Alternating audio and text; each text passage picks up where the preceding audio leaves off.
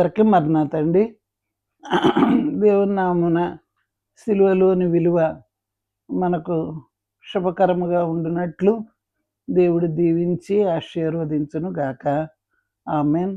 యోహాను సువార్త 15వ అధ్యాయం 8 నుండి, మీరు బహుగా ఫలించుట వలన నా తండ్రి మహిమపరచబడును, ఇందువలన మీరు నా శిష్యులగుదురు.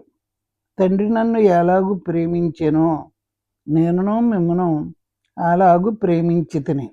నా ప్రేమ యందు నిలిచియుండుడి. దేవుడు ఈ వాక్యమును మన వెనుకడిలో దీవించును గాక. ఆమేన్.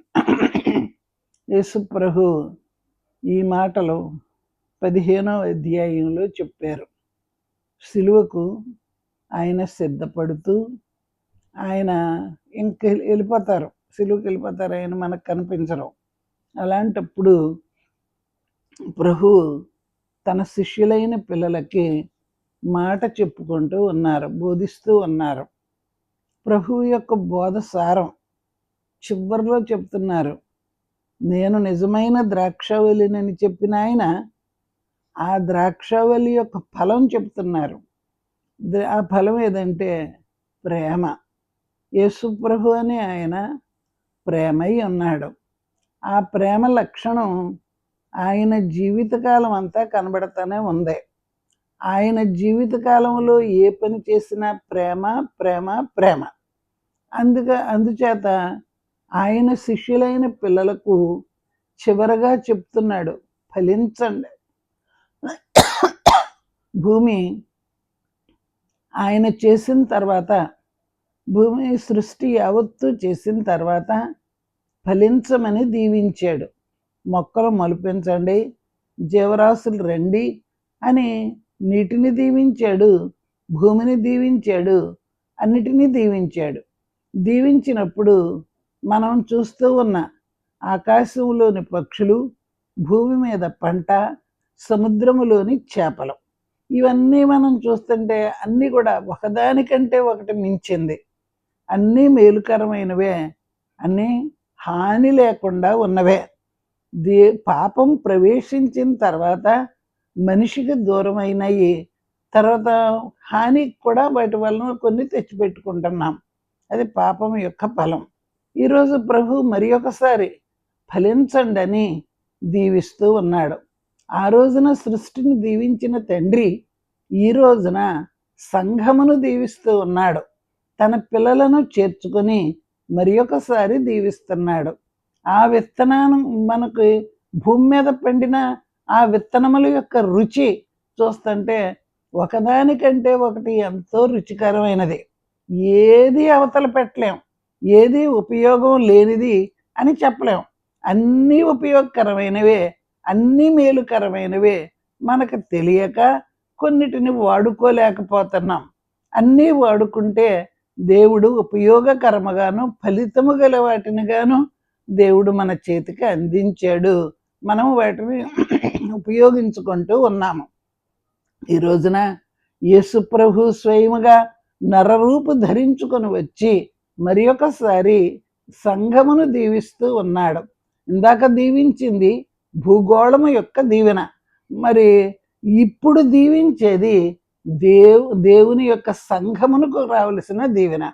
ఆ దీవెన శరీరములో ఉన్న ప్రతి అవయవమునకు కావలసిన దీవెన ఆ పంటలో ఉంది. ఈ దీవెన మన ఆత్మకు సంబంధించిన దీవెన. ఆత్మీయ ఫలములు ఫలించండి, బహుగా ఫలించండి, నా తండ్రి మహిమపరచబడును. మీరు ఫలిస్తే నాకు మహిమ కలుగుతుంది, నా తండ్రికి మహిమ కలుగుతుంది. నేను భూమి మీదకు వచ్చిన తర్వాత ఏ బోధ బోధించానో, ఏ ప్రేమను మనుషులకు చూపించి వివరించానో, భూమి మీద ఉండవలసిన ప్రేమ లక్షణం నేను ఎలాగూ సహనం ద్వారా, ఓర్పు సహనం ద్వారా నేను ఎలాగూ చివరి వరకు ఉపయోగించుకున్నానో, అలాగే తండ్రికి మహిమ కావాలంటే బిడ్డల దగ్గర నుండి నేను కోరేది ప్రేమ అని ప్రభువు చూపిస్తున్నాడు. మనుష్యులలో ఉన్న ప్రేమ దేవునికి మహిమ, సంఘంలో ఉన్న ప్రేమ దేవునికి మహిమ. గనక మహిమ దేవునికి రావాలంటే మీలో ప్రేమ ఫలం ఉండాలి. ఆ ప్రేమ వలన బహుగా ఫలిస్తారని ప్రభువు చెప్తూ ఉన్నారు. ప్రేమ లేని చోట ఫలితములు ఉండవు. నువ్వెంత సువార్త ప్రకటించినప్పటికీ, నువ్వెంత బాగున్నప్పటికీ, మరి ప్రేమ యొక్క ఫలం దేవునికి మహిమ. మనం ఆస్తులు సంపాదించుకున్న దానికంటే దేవునికి మహిమకరముగా జీవించడం అనేది ఈరోజు ప్రభువు యొక్క మనస్సు అని మనం చెప్పాలి. ఆయన మనస్సు ఆయన మాటల్లోనికి వచ్చింది. ఆ మాట ఏదంటే, నా తండ్రి మహిమపరచబడాలి గనక, నా తండ్రి మహిమపరచబడాలంటే మీరు ఫలించాలి, బహుగా ఫలించాలి. చూడండి, ఎందుకు పనికిరాని చదువు లేని వారు కూడా పిల్లలను శ్రద్ధగా పెంచుకుంటారు. వారు కష్టపడతారు, రూపాయి సంపాదించుకుంటారు, బిడ్డలకు పెట్టుకుంటారు, బాగా చదువుకోండి అని చెప్తారు. నిజంగా పిల్లలు తల్లిదండ్రుల ఎడల ప్రేమ కలిగిన వారైతే ఆ పిల్లలు తల్లిదండ్రుల కష్టమును గుర్తించి, మా తల్లిదండ్రులు ఎంత కష్టపడ్డారు కాబట్టి నేను కష్టపడి చదివి పైకొస్తానని కొందరు పిల్లలు గ్రహించి, పిల్లలు తల్లిదండ్రుల యొక్క కష్టాన్ని గుర్తిస్తారు, ఫలిస్తారు, చదువుతారు. వారు ఇంట్లోనూ కష్టపడతారు, బయటికెళ్ళి కష్టపడతారు, చదువులోనూ కష్టపడతారు. అప్పుడు తల్లిదండ్రులకు గౌరవం వస్తుంది. ఏ తండ్రి కష్టపడ్డారో, ఏ తల్లి కష్టపడ్డారో ఆ కష్టపడిన తల్లిని తండ్రిని బిడ్డల యొక్క ఫలితాన్ని బట్టి మరి చూపిస్తారు. మనం అక్కడక్కడ చూస్తూ ఉంటాం.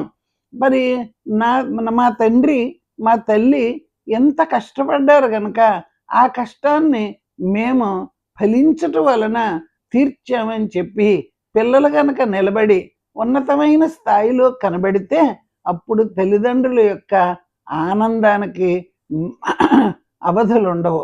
అలాగే యేసు ప్రభు భూమి మీదకు నరుడుగా వచ్చాడు. ఆయన పేద కుటుంబంలోనే పేద తల్లిదండ్రుల దగ్గరే పెరిగాడు. కానీ ఆయన పనులన్నిటిని బట్టి చూచినప్పుడు మనకేమర్థమైందంటే ఆయన విధేయత కలిగిన వాడును, తల్లిదండ్రులను ప్రేమించేవాడును. అది మాత్రమే కాదు, ఎవరొచ్చినా ఆయన ప్రతి ఒక్కరిని గౌరవించి ఆదరించి తల్లిదండ్రులతో ఉన్నారు. ఇలాంటి కొడుకు అందరికీ ఉండాలని ప్రభువును చూచినప్పుడు ఏ తల్లిదండ్రులైనా కోరుకుంటారు. ఇలాంటి కొడుకు కావాలి. మరి యేసు ప్రభు అనే కుమారుడు మరి తల్లిదండ్రులకు ఆదరణ ఇచ్చాడు గనక మహిమ అందుకున్నదే. చూడండి, నువ్వు ధన్యురాలు అవుతావు, నీ అంత ధన్యురాలు ఇంకెక్కడ దొరకదు అని కడుపులో ఉన్నప్పుడే, ఆయన కడుపున పడినప్పుడే దేవదూతలు చెప్పారు, మరి భక్తులైన వారు చెప్పారు. అయినప్పటికీ కష్టము శ్రమ తప్పలేదు. ఎంత పవిత్రంగా జీవించినా ఆమెకు సిమియోను మాటలు జ్ఞాపకం వస్తే, నీ కడుపులో నుండి కత్తి వెళ్తుంది, దిగుతుంది అని అన్నప్పుడు అప్పుడు అర్థం కాకపోయినా ఏదో ఒక శ్రమ రాబోతుందని మాత్రం తెలుస్తుంది. అయినప్పటికీ బిడ్డను పెంచారు, పెద్దవారిని చేశారు. ఆ తల్లి ఎదుటే ఇంత కష్టపడి కని పెంచి బిడ్డతో పాటు ఎల్లప్పుడూ ఉన్న ఆ తల్లి ఎదుట ప్రభువు సిలువను మోయడం చూస్తుంటే మనకు ఒకటి అర్థమవుతుంది. బిడ్డలు కష్టపడుతుంటే తల్లిదండ్రులకు ఎంతో వేదన కలుగుతుంది. ఆ బిడ్డలు బాగుండాలని, ఆ పిల్లలు పైకి రావాలని, ఆ పిల్లలు మన కష్టం వంటి కష్టం కాక సుఖంగా బ్రతకాలి నా బిడ్డ కూడాను అని ప్రతి తల్లి ప్రతి తండ్రి కోరుకుంటారు. వారు కష్టపడటానికి అదే కారణం. మనం కష్టపడితే మన బిడ్డలు బాగుంటారు, కడుపు నిండా తింటారు, చక్కగా చదువుకుంటారని చెప్పి పిల్లలను మనం కష్టపడి పెంచుకుంటాం. దేవునికి మరి యేసు ప్రభువు కూడా తండ్రి సంతోషించాలని ఈ భూమి మీదకు వచ్చి భూమి మీద చెదిరిపోయిన గొర్రెల వంటి మనలను ఆయన చేరదీశాడు.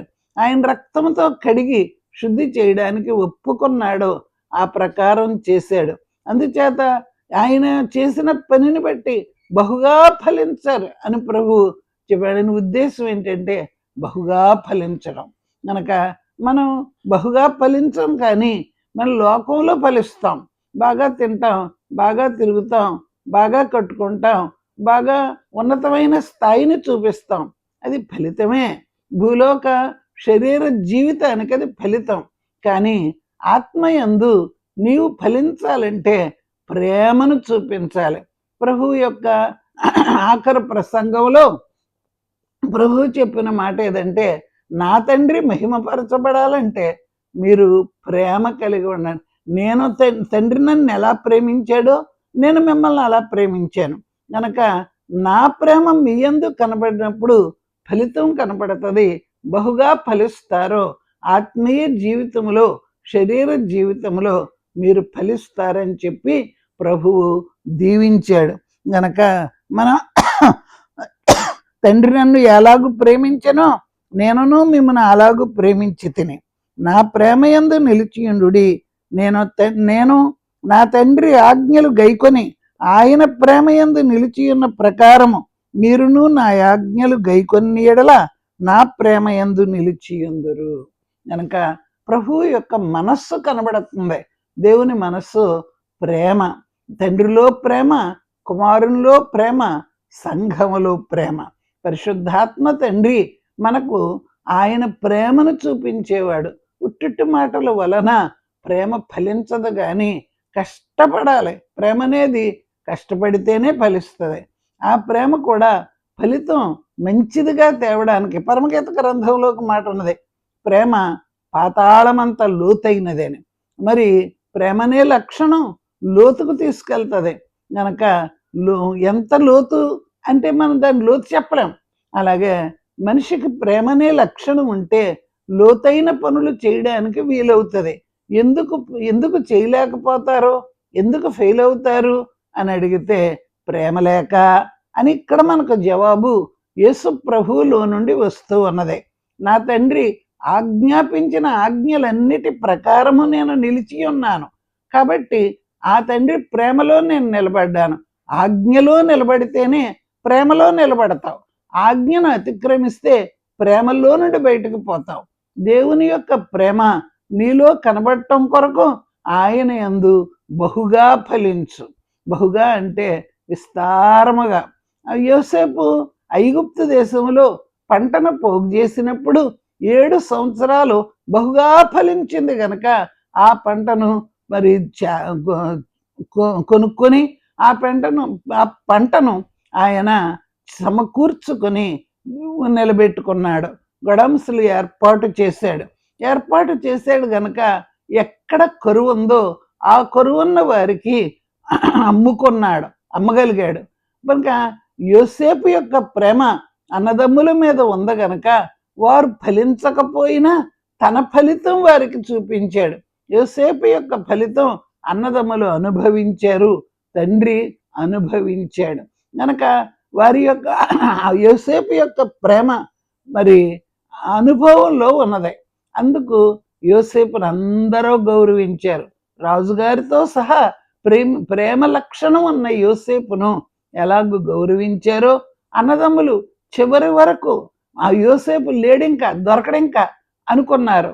కానీ తన సీట్లో తనొచ్చి కూర్చున్నప్పుడు అందరూ చూచుకున్నారు. ఒకరి ముఖాలు ఒకరు చూచుకొని ఇతను యోసేపు వలె ఉన్నాడు, మన తమ్ముడు కూర్చోవలసిన సీట్లో ఈయన ఈ అధికారి ఈ రాజు వచ్చి కూర్చున్నాడేంటి అని యోసేపా అనే అనుమానం వచ్చింది. అలాగే ప్రేమను బట్టి మీరు కంగారు పడొద్దు, మిమ్మల్ని ఏం చేయను, మీరు బ్రతకాలి అని వారికి పోషణ, వారికి మరి నిలబడే చోటు, దేశం ఇవ్వగలిగాడు. ఫలించాడు గనుక దేవుని యందు, ఆయన వాక్యమునందు, ప్రేమ యందు అన్ని కష్టాల్లోనూ అనుభవించి ఫలించాడు. యోసేపు ఫలించాడు. ఆ ఫలితం అన్నదమ్ములు అనుభవించారు. వారికి యోగ్యత ఉండి కాదు, వారు నిలబడగలిగిన శక్తి ఉండి కాదు. యోసేపు ముఖం చూడడానికి వారికి శక్తి లేదు, వారికి ప్రేమ లేదు కనుక శక్తి లేదు. అయినప్పటికీ యోసేపు యొక్క ప్రేమ బహుగా ఫలించింది. అందుచేత వారు నిలబడటానికి, వారు నివాసం చేయడానికి, వారి బిడ్డలు బ్రతికి బాగుండడానికి మరి యోసేపు అక్కడ సహాయకుడుగా ఉన్నాడు. దేవుని పిల్లలైన మీరు కూడా ఎంత చిన్నవారైనప్పటికీ, ఎంత కష్టంలో ఉన్నప్పటికీ, ఎంత పెంటకుప్ప మీద బానిసలుగా ఉన్నప్పటికీ బహుగా ఫలించే దీవెన ఈ దినమన ప్రభు ఇచ్చాడు. దానికి ఒకే లక్షణం ఉంది, అది ప్రేమ. ప్రేమనే లక్షణం లేనివారు ఫలించలేరు. ప్రేమనే లక్షణం లేనివారు ఎడారి వంటి వారు. ప్రేమనే లక్షణం లేనివారు నీళ్లు లేని రాతి వంటి వారు. గనక ఎన్ని బోధించినా వారి కొరకు, వారి బ్రతుకు కొరకు చేస్తారు కానీ దేవుడిలో నుండి ఫలించడానికి కాదు. ఇప్పుడు ప్రభువు చెప్తున్నారు, నేను తండ్రి ఆజ్ఞల ప్రకారం నడిచాను కాబట్టి నేను ఫలిస్తున్నాను. మీరు కూడా నా ఆజ్ఞల ప్రకారం నడవండి. నేను మీకేమి చూపించానో, ఎలాగో మీరు బాగుండాలని మీ ముందు నడిచానో, ప్రేమ చూపించానో, అలాంటి ప్రేమను మీరు చూపించగలిగితే బహుగా ఫలిస్తారు. ద్రాక్షవల్లిలో ఉన్న లక్షణం ఏదంటే బహుగా ఫలించడం. బహుగా ఫలించడం ఎందుకంటే మరి ప్రేమ లక్షణాన్ని అనుభవించడం. మనము యాకోబు 12 మందిని దీవించేటప్పుడు 12 గోత్రముల వారికి మరి దీవెనలు ఇచ్చాడు. ఆ దీవెనలు వారి జీవితంలో, వారి కుటుంబాల్లో ఫలించింది. యోసేపు యొక్క ఫలితం వచ్చేటప్పటికి యోసేపు ఫలించెడు కొమ్మ అన్నాడు. గనక ఫలించెడు కొమ్మ, మరి చెట్లో అన్ని కొమ్మలు ఫలించవు, ఒక్క కొమ్మ మాత్రం బహుగా ఫలిస్తుంది. అది చెట్లో మనం బాగా గమనిస్తే కనపడుతుంది అన్నమాట. మనం చెట్టును పెంచినప్పుడు, పెద్దదాన్ని చేసినప్పుడు అన్ని చెట్లు, అన్ని కొమ్మలు బాగా ఫలించవు, కానీ ఒక కొమ్మ మాత్రం ఇరగబడిపోయినంతగా ఫలిస్తుంది. అది ఫలించడు కొమ్మ. అలాగే యోసేపు దీవెనలు పొందేటప్పుడు ఫలించడు కొమ్మగా ఉన్నాడు. జీవితం చూస్తే చాలా భయంకరమైన శ్రమ. ఇంట్లో బతకూడదు, తండ్రి దగ్గర ఉండకూడదు, గోతిలో జీవించాలి, చావును చివరంచుల దాకా వెళ్ళాడు. అది అయినప్పటికీ తన ప్రేమను విడిచిపెట్టలేదు, కష్టపడ్డాడు. దేవుడు సహాయకుడుగా ఉన్నాడు గనక, దేవుని వరాలు యోసేపులో ఉన్నాయి గనక, వరపుత్రుడు గనక మరి ఎక్కడికి వెళ్ళినా యోసేపు యొక్క వరం ఫలించింది. అలాగే దేవుని పిల్లలారా, ప్రతి మనిషికి దేవుడు ఒక వరం ఇస్తాడు. దాన్ని ఉన్నతంగా చూసుకోవాలి, దాని కొరకు బ్రతకాలి. నీ కష్టాలు లెక్క కాదు, నీకు దేవుడు ఏ సహనం ఇచ్చాడో, ఏ ప్రేమ ఇచ్చాడో, ఆ ప్రేమ వరం కలిగి ఉంటే ఖచ్చితంగా ఫలిస్తావు. యోసేపు ఫలించడి కొమ్మ. అందరి అన్నదమ్ములలో నుండి వచ్చిన ఈ ఫలించాడు కొమ్మైన యోసేపు వారిని పోషించాడు. వాళ్ళు తింటుంటే బాధపడలేదు. ఇలా కొట్టారు కానీ నా ఎదురుగుండా వచ్చి మళ్ళీ తింటున్నారు, నా కాళ్ళ మీద పడుతున్నారు అనుకోవలసింది. అప్పుడు చేతికి దొరికారు గనక వారి వారి గుణాలను బట్టి శిక్షిస్తే వారు ఏం చేయలేరు. అయినప్పటికీ యోసేపు యొక్క ప్రేమ లక్షణం మరి ప్రతి గోత్రానికి అందింది. కొట్టిన వారికి అందింది, తిట్టిన వారికి అందింది, గోతిలో పడేసిన వారికి అందింది, యోసేపు కొరకు వాదించిన యోధాకు కూడా అందింది. అలాగే ఈ రోజున దేవుని పిల్లలమైన మనము ప్రభువు యొక్క సిలువలో ప్రేమను చూస్తున్నాం. ఆ ప్రేమ చేతులు పాతాళమంత కిందకు దిగాయి. అక్కడుంటే కూడా ఆ ప్రేమ చేతుల వైపు చూడగలిగితే మనము పైకి రాగలిగిన శక్తి ప్రభువుకున్నదే. గనక ప్రభువు మనలను తీసుకొని రాగలడు. సిలువలో ప్రేమ, ఆయన నిలబడిన ప్రతి చోట ప్రేమ. ఆ ప్రేమ అనే లక్షణమే ప్రభువును నిలబెట్టింది. దేవుని పిల్లలైన మీరు కూడా ఈ సిలువలో నా తండ్రి ఆజ్ఞల ప్రకారం నేను నడిచాను, నా ఆజ్ఞల ప్రకారం మీరు కూడా నడవండి, నా ఆజ్ఞల ప్రకారం నడిచి నన్ను ప్రేమించండి, అప్పుడు మీరు ఫలిస్తారు. కనుక ప్రేమ అనేది ఫలితమును తెచ్చేది. యోసేపు జీవితంలో ఎలాగూ ప్రేమ ఉన్నదో అలాగే మన జీవితంలో కూడా ప్రభువును సంపాదించుకున్న వారు ప్రేమను సంపాదిస్తారు. ఆ ప్రేమే ఎదర మనిషిని బ్రతికిస్తుంది. మరి ఎలాంటి వారైనా యోసేపు యొక్క ప్రేమ ఆకాశము నుండి కురిసిన వర్షం వంటిది. మంచి చోట పడుతుంది, రాతి చోట పడుతుంది, మంచి నేల మీద పడుతుంది. కానీ నీరు ఎక్కడ పడినప్పటికీ దాని ఫలితము మరి మొక్క బతకడమే, పచ్చదనం ఇవ్వడమే. యోసేపు యొక్క ప్రేమ కూడా అలాంటిదే. అందుచేత యోసేపు యొక్క ప్రేమ ఫలించింది గనక అన్నదమ్ములు పచ్చగా ఉన్నారు. అయినప్పటికీ వారిలోని నైజం పిల్లల్లోనికి రాకపోలేదు. వారి నైజం వచ్చింది గనక ఆ నైజాన్ని బట్టి వారు యోసేపును మాత్రమే కాదు, వారు కూడా మరి కనాను దేశం వెళ్ళేటప్పుడు వారి నైజ గుణాలు చూపించారు. దేవుడు ప్రేమించిన మీరు ఎలాగూ నైజ గుణాలను పోగొట్టుకుని ప్రభువుతో ఉండాలో ఈ సిలువలో కనబడుతున్న యేసు ప్రభు నైజం ప్రేమ. అందుచేత శిరస్సు మొదలుకొని అరికాలు వరకు లేని నేరములు మోపి ఆయనను బాధించినా ప్రేమించటం వదల్లేదు. యోసేపును ఎంత బాధించినా ఆయన ప్రేమించటం వదల్లేదు.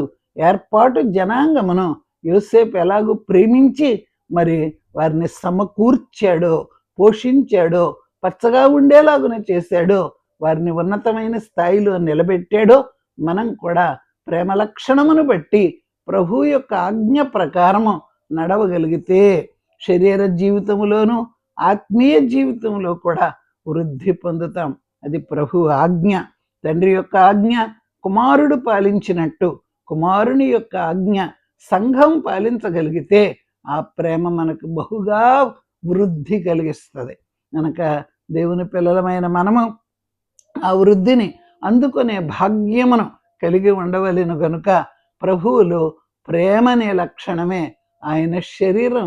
మరి ఆయన శరీరములోను, ఆయన రక్తములోను, ఆయన జీవములోను, ఆయన మరణములోను కూడా కనబడుతూ ఉన్నదే. కనుక దేవుని పిల్లలైన మీరు ఆ ప్రేమను, ఆ సిలువను అందుకునే భాగ్యమును తండ్రి మీకందరకును దయచేయునుగాక. ఆమేన్. నా రుణము తీర్చిన నా దేవా నా ప్రభువా, నీ రుణము తీర్చగలనా? నీవు నా ఋషివై బోధించి నా బదులు చనిపోయి నావాని మరువగలనా? చిన్న ప్రార్థన. ప్రభువా, ఏ ప్రేమ పరలోకం నుండి వచ్చిందో ఆ ప్రేమ సిలువలో ఉన్నది. ఏ ప్రేమ దేవునిలో నుండి వచ్చిందో ఆ ప్రేమ సిలువలో కారింది. ఆ ప్రేమ భూమి మీద ఉచితంగా వచ్చింది. ఆకాశం నుంచి వర్షం కురిస్తే ఎలాగో ఉచితంగా అన్నిటి మీద పడుతుందో యేసు ప్రభు యొక్క ప్రేమ కూడా భూమి మీద ఉచితంగా పడింది గనక పాపులైన వారు, శాపగ్రస్తులైన వారు, నరక ప్రాప్తులైన వారు కూడా ఈ రోజున దేవునితో కలిసి కూర్చుండే అంత ఉన్నత స్థాయికి ఈ సిలువ నడిపించింది. ప్రియుడైన ప్రభువా, ఆ సిలువలో ఉన్న ప్రేమ లక్షణం మాకందరికీ అందుకునే కృప దయచేసి నడిపించి ఘనత పొందమని యేసునామములో వేడుకుంటున్నాము తండ్రి. ఆమేన్. అందరికీ మరణాత. తండ్రి అయిన దేవుని ప్రేమ, కుమారుడైన క్రీస్తు ప్రభు యొక్క కృప, ఆదరణకర్త అయిన పరిశుద్ధాత్మ తండ్రి యొక్క ఆదరణ నిరంతరం మనందరము కలిగి ఉందుము గాక. ఆమేన్.